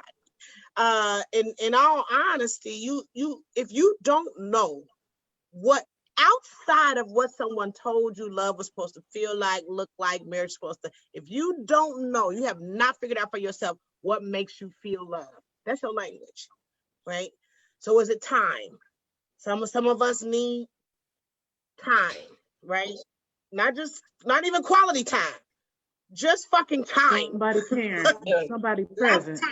You know what I'm saying? Some of us need gifts. Some of us need words of affirmation. Some of us need act of service. What's the other one? There's a fifth one. So it's time. Touch. I need touch. Touch. So for me, right, I know that it took me a long time to figure this out. And I probably destroyed a lot of men in, okay, not a lot. Let me not say a lot. Come on, killer. Who's the man needed on? Let's throw that back for a minute. I probably hurt some brothers because I wasn't even speaking in the language that made sense to me. My language sounded foreign. When I opened my mouth, it sounded like I was speaking French to my goddamn self. So my question is, you couldn't translate. You couldn't translate. You had no translation. From what that I had never clearly defined for myself, right? So now I know that acts of service are important to me. I don't want a lot of your time because I personally need my own time by myself. You know what I mean? No, gifts mean nothing to me. I ended up, I'm gonna tell y'all, this is my story and I'm gonna be done. I went to New York in 2008 to get married to a man who I know is not ready to be not just a husband, but my husband. But I wanted to be married because everybody, all my friends who were married. All my friends, married or not, had their kids. Their kids was getting grown. I had none. Right, and I made a conscious decision in my 30s not to have any babies until I got married. So I go all the way to New York to get married. And me and this man's language it just didn't. But I didn't know. Honestly, I didn't know at the time. And the moment I knew that my love language was not gifts, I still hadn't fully defined what it was, but I knew it wasn't gifts because he bought me these damn Coco Chanel. That's her name. Chanel. That's a store. Am I making that up? That's a real store. No, that's it. I can't stand you. I swear to God, I can't stand right? She you. sell jewelry, right? Chanel is a yeah. Just keep going, Don. Don't even go down the rabbit hole. Just keep talking. For Valentine's that we literally never celebrated in 4 years of dating, because I don't celebrate any of that stuff, right? So he bring me them earrings and this bracelet from Tiffany's. I'm sorry, it wasn't Chanel, it was Tiffany. Now I remember the green box. That shows you how little I care about it, right? And I was like, okay, well, let me try to do something this Valentine's. I was completely unprepared because we never celebrated Valentine's. In my mind, I'm thinking, the fuck? But I had to think about, he thought about this today, right? And my mom always said, a man stop and get your gift. It ain't what the gift is. It's about the thought that matter. Okay, so I'm trying to go about all of those constructs, right? He's mad because I didn't show a bigger amount of affection at getting this Tiffany's box. Now, mind you, for 3 months, I have been talking about Toni Morrison's new book, and all I wanted was Toni Morrison's new book, and I didn't have time to get it. I got off work. When I got off work, the bookstores was closed. I didn't have time to get it, right? Had he bought me Toni Morrison's book up in there, I'd have been on my knees. What you say today, Tasha? That you wanted to sit on it for her? Right there in the basement. It would have went down right there. Y'all so damn nasty. But my reaction for this was big enough for him. In that moment, I understood why languages were so important, because for him, material things were highly important, and he needed me to feel the same way. And for me, his act of service, stopping to get something that I've been talking about wanting, not the gift, but the act of stopping to get something that I couldn't get because of time, because that let me know. So most of us never get to that. We never have that moment of epiphany because we're so confined by everything the world is telling us it's supposed to look like. Mm-hmm. We believe what we want to believe too, but then the relationship, we believe what we want to believe. We see what we want to see. We cover what needs to be covered to give the appearance of. But that's interesting because acts of service is my love language too. And I think we don't get to the point, but I think it's imperative to point that out, that it's necessary to know whether or not, because you and I had that conversation and that was an aha for me. Like we want to love the way we want to love, not the way it's needed or communicated from. Will you say that, please, Natasha? Because that's the problem. We want to love how we're comfortable in loving, not understanding that, and forgive me for those of you who don't subscribe to this, but love is patient, love is kind, love is not prideful, it's not puffed up, it's not boastful, it is long suffering. So the love that you give is not a reflection of what you think it is. The love that you give should be a reflection of the person who you love. What they need. That's right. Yes. Or the time that you devote to them. And that's why people know that. That's why it requires people knowing that. Because I have to be able to say to you, I cannot communicate with you in your language. And that's got to be okay. Can I tell y'all a story? Poole and I years ago had to counsel a couple. The man called him and the wife called me. And she says, I don't think my husband loves me. And I said, why not? She said, because he watches porn. I said, what does that translate to? He doesn't love you. She says, because if he loves me, he wouldn't do it. I said, well, let me ask you a question. Did you start out watching porn with him? She said, yes, but then my life changed. And so I felt because I changed, he should change. I said, baby, that ain't got nothing to do with love. Just because you had this epiphany and this conviction that you didn't want to watch it anymore doesn't mean he doesn't love you. So don't penalize him for your limited understanding of grace. And that you started it. You was a co-conspirator. You started this with him. He has been, most men, and I'm going to say this for the brothers and the non-brothers in the room, most men are true to who they are. We get these epiphanies and these touches of holiness, excuse me, or spirituality.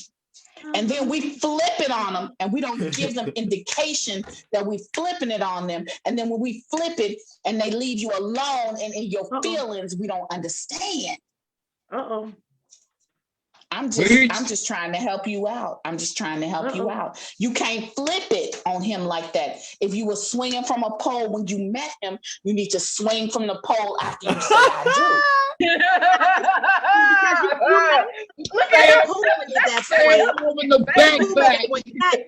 I agree, right? To some extent, I agree. There's a little bitty piece of that you have to grow together. Is my point. You have to grow together. But women, because we are more intellectual than we are. Men fall in love, watch this, by what they see. Women, we fall in love by what we hear. Facts. And we have to be more gracious and patient with them because I'm sorry, brothers, I love y'all, but we are more intuitive. So we catch stuff quicker than you do. And because we catch stuff quicker, we got to be patient with y'all slow asses. Oh, Lord. Because it takes time to actually develop ourselves to the point where we can be competent in our love. That's why a 30-year-old woman can date a 50-year-old man and be successful. But that's also why a 50-year-old woman can date a 40-year-old man and be successful. Because he's now come to some reckoning with. I didn't say this when he came on camera, but Poole is younger than me. Not by a whole lot, but you know, him and Don running about the same genre. But I can't help it. I just had that fizzle, you know what I'm saying? But listen, seriously, it is, but he is more mature than the average. We have to be gracious with people. And Don, I think the reason marriages fail is because we don't give people the latitude to make mistakes, and we don't grace them enough with the ability to say, you know what, my love for you will cover that mistake. My love for you will cover that mistake. I think it's a thin line. I think it's a thin line between grace and accountability. Because I don't think it's a thin line at all, Natasha. I agree with you. I don't think it's a thin line at all. I think they should be conjoined. So first of all, let me say this. Willie Bobo keep going out and laying up with Bonquisha from Magic City and having babies. That's not grace. That's stupidity. If Willie Bobo keep laying up with Bonquisha from Magic City and keep having babies, that's not grace. That's stupidity. Let me say that. Don't cover your face. I know she can make it clap, and I know she can gobble me, swabble. I know she can gobble me, swabbly, drip down inside of me. I know that, but there is a difference. So my 12-year-old just laughed at me. I need you to know that.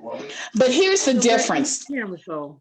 When we can provoke a man to become a man, then we know we have connected with him. Does that make sense to you? I don't think we're going too far. We ain't provoking nobody to become shit. I ain't doing none of that. Do. I can't make you be nothing. Say make him. I didn't say make him, Don. I didn't say make him.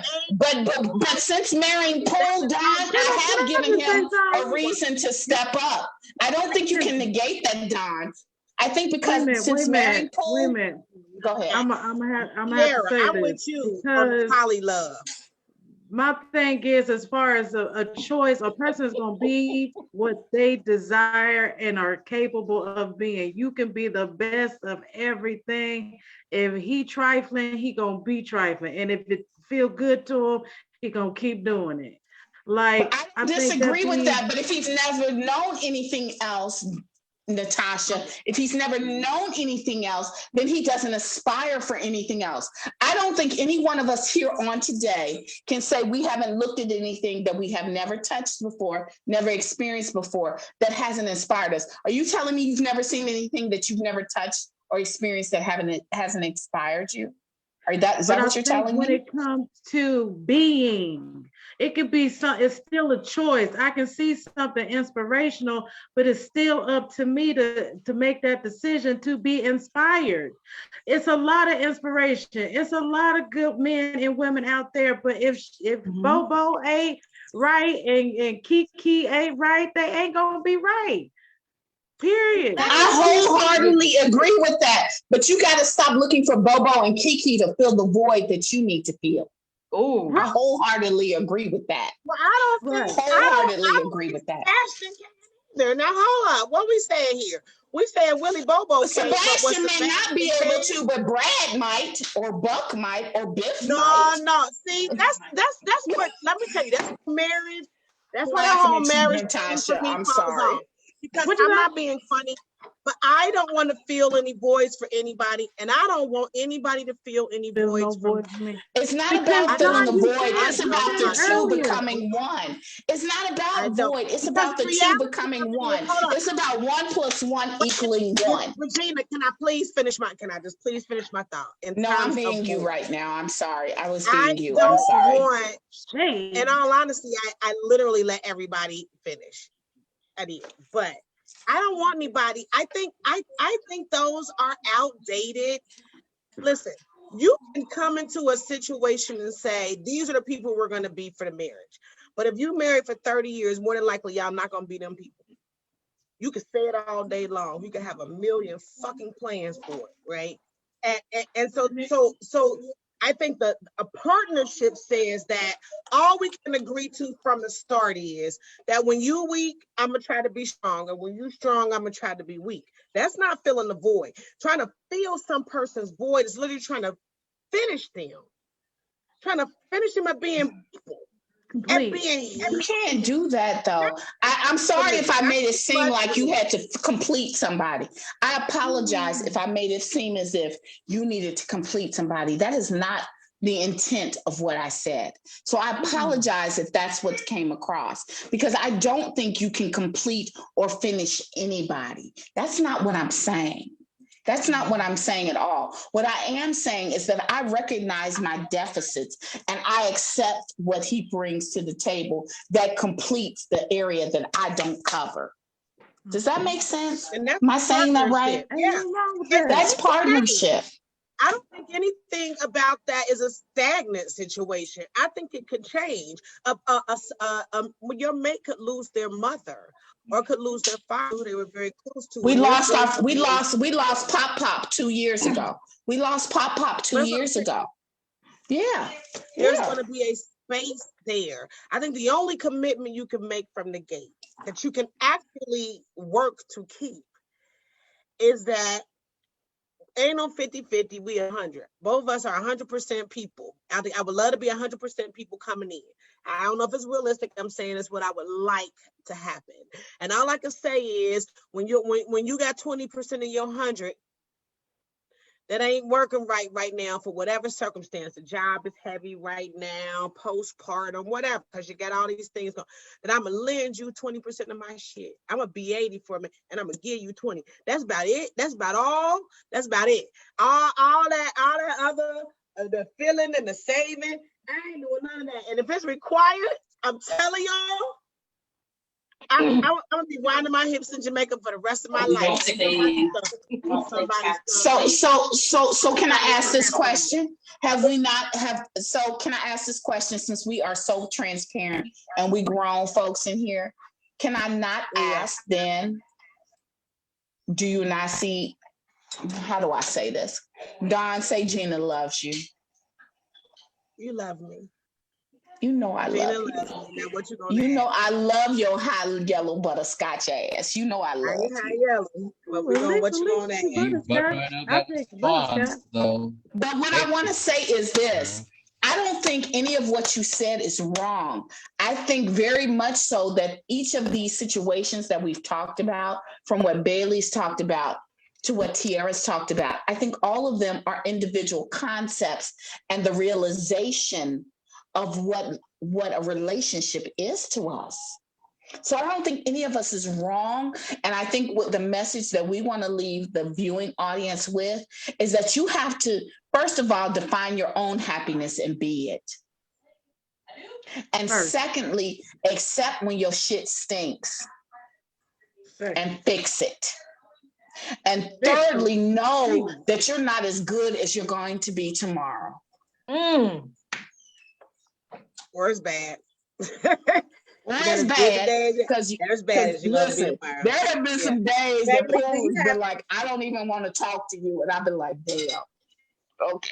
Are there comments, baby, that you want to? And it's coming up on 9, and sometimes we can't even believe that we've been doing this for 2 hours. Like sometimes it's amazing. Yes, woman, because I got to be in a meeting at 8 a.m. So could you wrap this up? I know I got to be. But we didn't even get to talk about the monogamy versus polygamy or open marriages. I think that we definitely are going to have to. We're gonna have more room for Sarah to speak on that. That should be a whole nother. I think that should be a whole nother shop talk. I think that's a whole nother shop talk. Revisit that. Next shop talk, we can talk about the differences in relationships and how they evolved and gender roles. Yeah, Natasha, I would like to say to you that I so appreciate you. I so appreciate you. I uphold that sentiment. all y'all. I love all y'all. Interesting, Tiara, I guys. just met you, but I respect and love you as well. We are family. We have developed a family construct, and we love each other enough to have these conversations, to We share love these each other to respect each other. And when this is all respect said our and done, differences. our disagreements we don't consider them disagreements, we consider them different perspectives. And we Right. are all living while we are a group, we are all living very Different. individual lives. And so in my experiences, Absolutely. you all's experiences change how we feel and see things over time. So never Because get I it want you to twisted. tell you how messed up I was when I finally saw who Bailey was. I was completely messed up. But Bailey, I love you. I applaud you. So Bailey was the I first one that applaud you. Bailey just light skinned. Don't get it twisted, because when I tell you Bailey about that life, when Bailey is about that life, I'm gonna tell Bailey y'all on the came into Facebook the group. inbox. Natasha I got in mad the love for inbox. Bailey. Bailey said, Natasha "You good?" in the inbox I got and love for Bailey. made this weird, ambiguous statement in the inbox that none of us understood what was happening, right? Well, I said my I just friends didn't coming to jump respond. me. I understood. I didn't But respond. is she serious? Like, Bailey was do we need to be making some phone? Listen, Bailey was ready to ride. I'm at the gas station, like, what's going on? Then Cuz hit me. I was like, what? I was like, what's happening? I thought somebody hacked I said, somebody done hacked my thing. There's something up here crazy. And now my people respond. I'm like, I'll be damned, because I don't want to go through. I'm too old to be changing passwords. I can barely keep up with the passwords. I gotta keep up. I know with it. that's right. So I'm like, what? So then Bailey was like, you good? I was like, Bailey, that is my guy. Because he didn't say, are you okay? Because I thought you good? he misinterpreted what she said. He was like, but wait, should we be laughing? Should we know? Yeah, Do we need to make some that's what I was like. phone calls? I hope that nothing's wrong. But you know what, guys? What you see here is truly a family. Like we got prodigal children here who disappeared and they come back to us. What happens? We all got lives going on. You know what I mean? We never forget a birthday. T woke up this morning and we were the first on her mind, and she just said, "Hey, no, seriously, like how y'all doing? How y'all doing? But for real, So how y'all doing?" And yeah, so. No, Soul did that. Yeah, Soul was the one that woke up. No. Like, T started it, right? No, Soul did. Soul did. Oh, how did I was the first responder. The first to respond. Oh, that was the first okay, my responder. fault. That's totally Soul. I'm sure Soul totally has texted each of us individually. What's up? You good? You all right? That's just his heart. So, I mean, I feel no like matter what y'all see here, like me and Regina argue a lot. Oh, that's me and Regina's relationship. That's just right. It ain't arguing, it's debating. It's debating. It's not arguing, it's love. It's love. No matter how hot and fiery we may look. Out of each other. You pull the best out of each other. We absolutely pull the best out of each other, because Dawn pulled something out of me every single, and I'm gonna try not to cry again. Every single time I talk to this girl, she pulls something out of me that I just wanted to bury. I was like, that's not valid. That doesn't make money. That's not, people don't want to hear that. But Dawn said to me in her Dawn way, you got a voice, girl. What you say makes. That's probably what I said first. The first two words is probably fuck that. But then I went on from there. Right. It's so foul. I don't even know why my children love her like they do. I forgot your babies was in the house. That's okay. You on headset. They can't hear you. All right. So yeah, just know y'all, like what y'all see here is truly love. I mean, we've been doing this for it's been a year now, and each person that's come along, Tiara and Bailey, each person has found their spot. But we also open up the space. It's not like you're not allowed to be a part of what we're doing here. Do watch for us. Next week we will be doing the second half of Generational health. Equates to generational health, generational wealth. because we had kind of stopped right at mental health. So we'll be doing the second half of that next week. We are definitely going to add poly versus monogamy as a separate topic for shop talk. Yes. And then the last, I'm debating, but I'm going to tell you guys now what it is. We were talking about the history of the Moors. And as I read the history of the Moors, I'm not sure how to present it in a way that will be conversational. So we may be changing. Yes. Yes. So the conversation about the Moors is so it's really heavy, y'all. The Moors migrated. It is heavy. It is heavy. But I think if we talk about who we are as an entrepreneurial people who have an economic consciousness, we need to talk about it. But what's interesting, though, is we automatically associate Moors with people that may have been in Central or South Africa. And the truth, they weren't. They really were more Arabs. They really were more right on the north coast of Africa is where they actually originated from. And their span is wide. And there are still direct linkage to the Moors that exist today in Turks and Caicos. You're going to find them more often now than not. But I'm trying to figure out how to make that conversational. So I haven't fully decided. I'm going to talk to my boy Darius, and we're going to talk about what we're going to do in the last week. I was really thinking about doing the Willie Lynch letter. Actually, not the letter by itself. But if we're talking history, I thought maybe we should start with us first. Maybe we should start with the history in this country first. Because I think we're going to lose people if we go intercontinental first. I think we got to start here and trace back the Middle Passage. I think we got to trace back the Middle Passage. And so if we talk about that, starting at the Middle Passage, you're talking about the Mafa. That's MAAFA. Look it up. I ain't telling you what it is. Do your history. From the Mafa to Willie Lynch to civil rights to now. And to see the common threads that have existed in those, and then how we begin to disparage those things, how we get rid, how do we start to burn those threads, burn the ends of those threads so they can stop being sewn.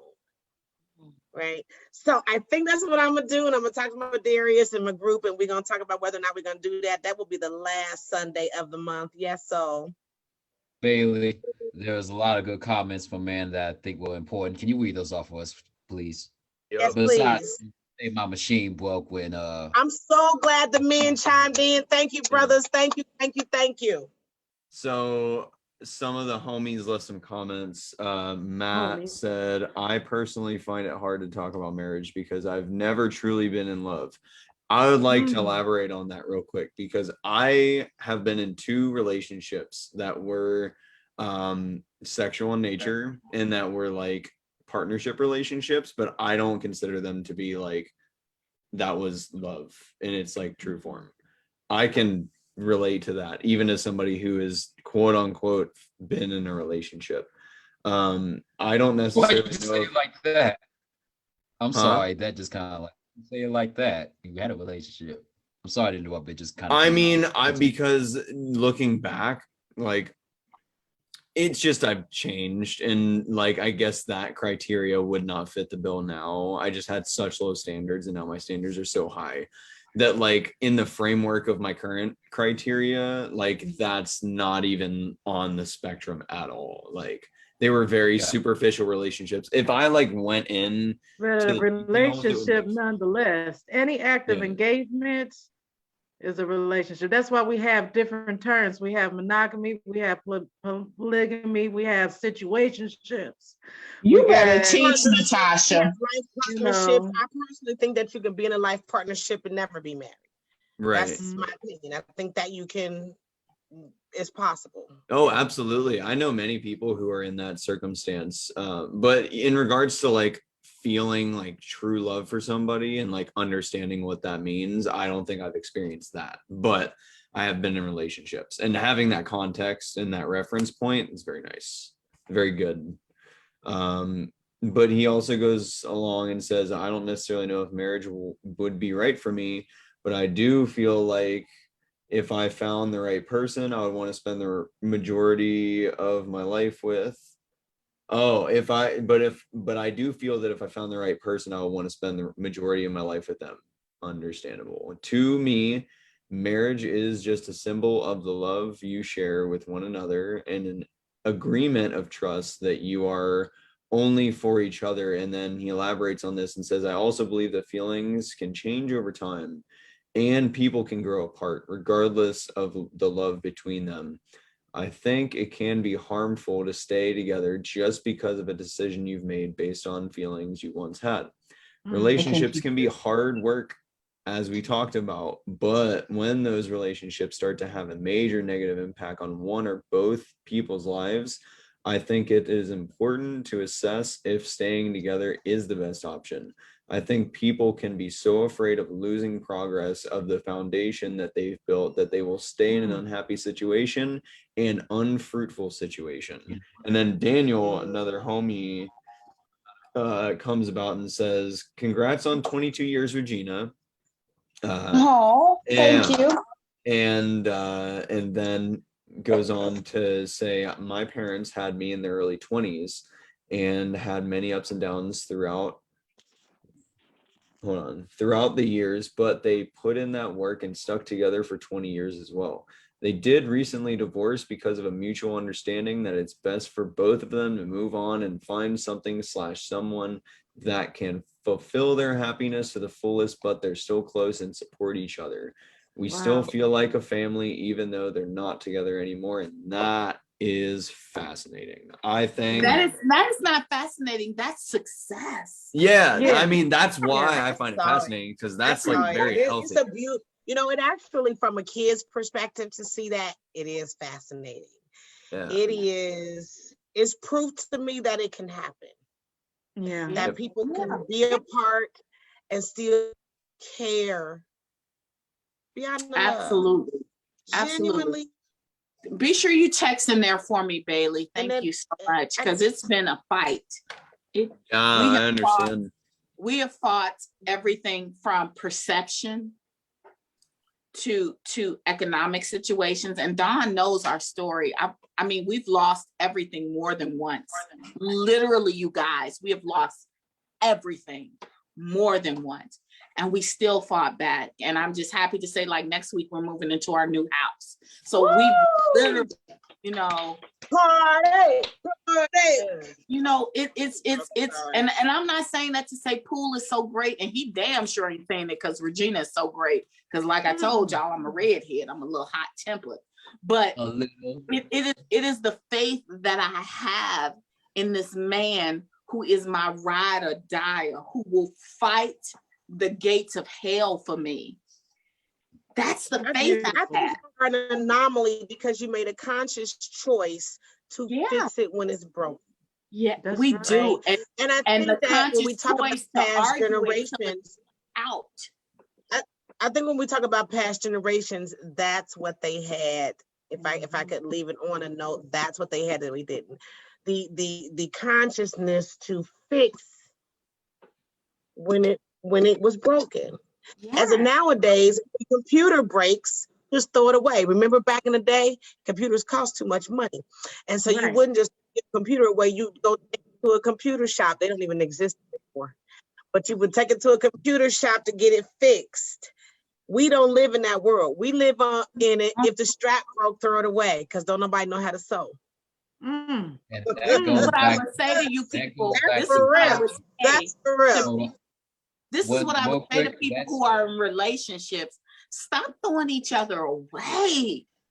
Damn, stop throwing each other away, because you grow and you evolve and you learn. It was a joke. It was a joke. No, that's what were you gonna say? You were more accurate than you think. That wasn't a joke, Don. You were more accurate than you think. I was joking. I want nobody. No, because we think because he ain't evolved. Wait. So go ahead. So I want to add that and springboard off what Gina said, because I said culture in one of our discussions about the state of marriage. look at the culture that we're in. It influences us more greatly. You get a new phone, get a new, like you said, get a new computer. So what is that telling to especially Everybody's these young kids that get a replaceable. phone just off Everything whip? and everybody You is won't shut up, replaceable. so I'll give you an Android phone. Oh, Yeah. I can treat humans like this. Everything is cheap plastic now, literally. Mm-hmm. And that's So the it's, truth. it's to also What's the word? Instead of having revolution patience and needs to be compassion happening. for one another. I'm with it. Let's go. Let's get the purge going. Bailey, I know you with me. Oh, You know, Tiara made a point, and I think that we can Nah, let's probably, just because it's purge this, 9:06, and I think that purge we it all. probably have to let the people go tonight. And I think that these are going to be things that we probably bring up again. I think that these conversations will find them their way back to, no matter what the topic is. I think we always sort of find our way back to the same type of information. But I think what Tiara and what Regina said is a great way to end this podcast and ultimately say, remember to have compassion and empathy for each other. And at any time that you engage with someone, care about them. It really just doesn't take that much to care about somebody else's well-being. And if we start there, all of this that we think we might want, right? Because there are people who still want to be married. There are definitely people who still want to be married. You may want to try there first. Erase all the static, turn off all the networks, and just tune in to what it feels like to be human and to be a human that's loved, and then try to get that to somebody else. and Thank it's you a very lot much. easier to love somebody that you know with confidence loves you too. But Agreed. you can't know And you that might want to until you find out love what that looks yourself. like. Yes. You might want to Let's find go. out what the other person defines that as. That might be important to start from. You guys, I knew that starting this was going to become a 2-hour thing. I knew it when we started this. And I'm okay with that. If y'all okay with that, I'm okay with that. When we first started this soul, and it was like, people not gonna listen for that. We need to be an hour. Can y'all imagine us trying to figure out something in an hour? I want to let y'all know that there have been people in the Discord server that Darius, Previn, and I are in that have put themselves in a specific channel to watch this podcast. Well, it's Shop Talk, but they separated themselves from whatever else was going on, and they sat in there and they watched this thing For 2 hours. And for see, in the 2 beginning, all hours. my little Wow. young people were That's saying, dope. nobody's gonna watch this for 2 hours. It needs to be an hour. And here we are. I don't think we've made it under 2 hours yet. I don't think we've Yes. made it one Yes. time under 2 hours Do yet. you hear me? But Because always we a need wonderful discussion. How are we gonna Always be a wonderful successful if discussion. we don't have these It's conversations? possible. What we're gonna have to Hey, do is start Natasha. narrowing these down. Wait a minute. What we're gonna have to start doing is narrowing these down to smaller topics and making them part 2, 3, 4. We're gonna have to, because there's no way to get all of it in any amount of time that's decent time. So thank you guys so much for joining us tonight and hanging in there. Yes, Regina. I just want to say one more thing. I think another thing that I didn't mention and Poole didn't mention is that we are the proud parents of a son who has Asperger's. And so I think that's another topic that needs to come up. TJ Don, as you know, graduated high school as a straight A student and is interested in architecture. Yeah. But to be those parents, listen, can I sidebar? When I found out TJ's diagnosis, I was like, how does this happen to me? But I learned that my son came to teach me a whole level of stuff that I didn't even know. TJ has taught me such a level of patience and grace and kindness that I never knew before him. Because this joker look at stuff in such black and white. You'd be like, Don, you've met him. You know, my son is very polite and he's very gracious. But the boy say what's on his mind. And you kind of be like, okay, I guess I better go fix that. But I think that's a topic too. People with families with special needs, and we got to quit shunning it in our community. Well, I don't know that it's happening. I don't think it's being shunned so much anymore. I think most preschools are dealing with it very openly and very honestly, and it's out on the table. Most high school, elementary schools they don't even have exclusive classrooms anymore. They have all inclusive classrooms now. So I think it's getting there. I think like everything else, like mental illness, I think it's all coming to a head in our community. I just hope that we don't implode on ourselves, because there is so much information available to us, and just sip it slow. Sip it slow. Just like I did my wine this evening. And I was an older parent, so I had to sip it real slow. So I do appreciate you guys so much for joining us and staying for so long. We certainly appreciate it. We will be back. We will be back next week. Now, if the topic changed, just know, go with the flow. That's just how we flow. That's just what we do around these parts. It ain't much structure, as you can see. I love y'all. We love y'all. Thanks for joining Back to Love tonight. Y'all make it. Don't go yet, guys. See ya. Alrighty. Bye, guys. Hold on.